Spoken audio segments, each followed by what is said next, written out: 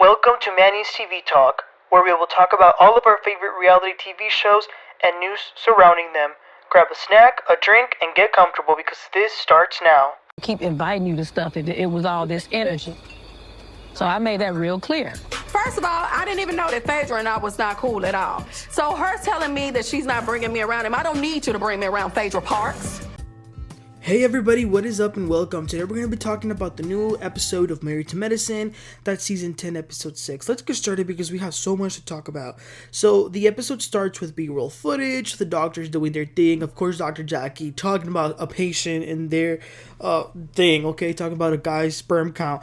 Dr. Heavenly doing her thing, and Sweet Tea was at home. But the first real scene is the core four. Dr. Jackie, Simone, Heavenly, and Toya. So it's just them four, and Toya is the one who called them because she's planning a trip to Napa for her wine collection. So what better place to go than Napa Valley? I love that idea. But here's the thing. For Toya, she sees no reason for Quad to be there. This is actually, besides being a girl's trip, also a business trip for her. So she doesn't want any sort of negativity. The resurrection really left a bad taste in the mouths of Toya and Simone. They think Quad hasn't accepted any responsibility. Heavenly says that she has been a sister to Quad, but that she abandoned her. And especially when she has other people in her life, she will stop talking to her randomly. For example, right now, when she got Phaedra, she no longer needed Heavenly, so that's how she's feeling. Toya says we need to have a conversation in which the three of you all tell her that this will be her last trip. So she will go to Napa. This will be her last trip for accountability, says Dr. Jackie. Now, none of them are inviting her. Heavenly says that she will tell Phaedra to bring her, because she's been bringing her to all the other things.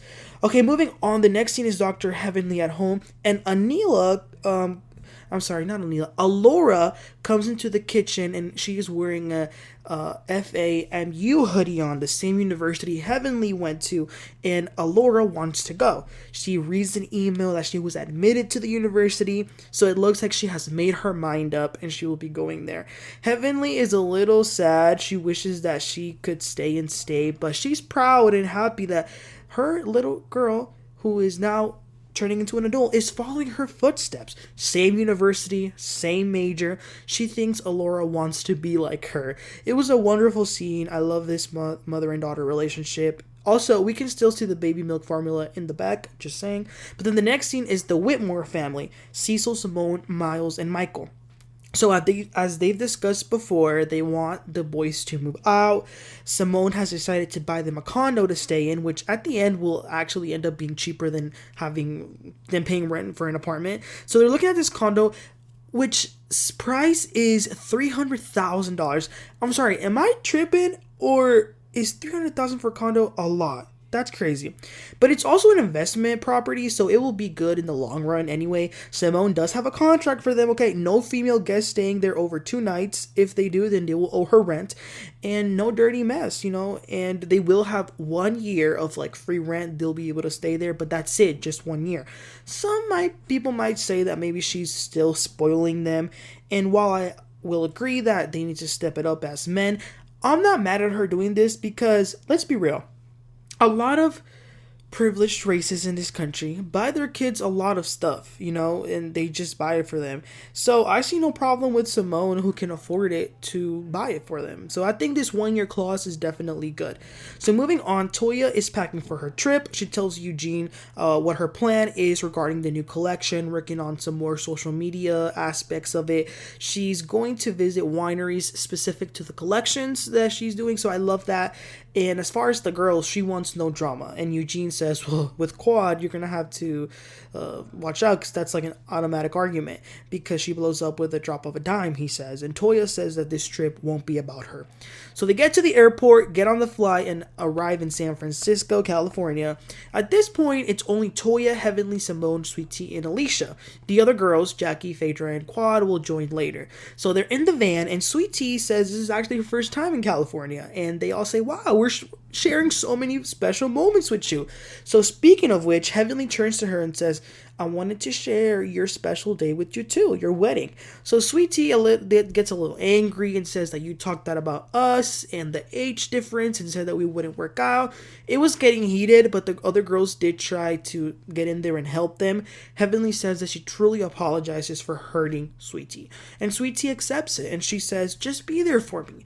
I'm not going to confide in you no mo. And then Simone was like, no more or no mo? And Sweet Tea says, no mo, okay? Then they get to the beautiful vineyard. There's a hotel right there. It was a really nice place. Toya and Simone will share the suite. Heavenly and Jackie will share as well. And then the other ones, Alicia, Phaedra, and Sweet Tea are going to have a room by themselves. But here's the thing. Toya didn't give a room to Quad because she didn't know if Quad was coming. No one is really willing to share a room with Quad. Not Simone, not Heavenly. Toya even texted Jackie and Phaedra, who were not there yet. But they both responded with a no. Actually, Phaedra said, no, I don't wish to do that. Oh my gosh. So Alicia, since she is the newbie, she sort of gets the short end of the stick and they throw Quad in there with her. Alicia is so sweet. They also ride some bicycles across the vineyard. That was so fun. Alicia was so fast and so was Heavenly. They get a spa treatment. Sweet Tea thanks Toya for such a great room. And Sweet Tea says that while she was chilling earlier, she actually called Greg and told them about the conversation in the van. But Heavenly is Dr. G's dentist, and Toya makes a joke that she would never let Heavenly touch her or Eugene's teeth. Okay, so then a little later, Miss Quad arrives. She was looking fabulous. When Quad got there, Sweet Tea opened the door, and Quad just walked right on, as if Sweet Tea was like the door person. Toya then tells Quad that she's surprised that she's there. She tells her that she didn't get her a room and that at first no one was willing to share a room with her. And Quad says, well, that's no problem. I can go find me another location.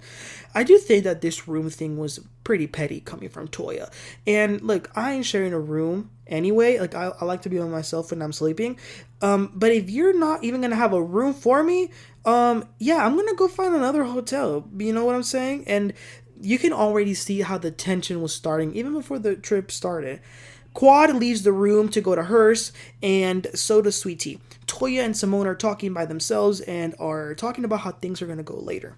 Okay, then Phaedra and Jackie arrive. They came in together. Here's the thing. Toya is questioning Phaedra. Why didn't she come with Quad? Why not have the same flight? Why did she change it? And Phaedra trying to talk about her kid had a birthday and she didn't know. Y'all know how Phaedra masterfully spins things. She says that everything's okay with her and Quad.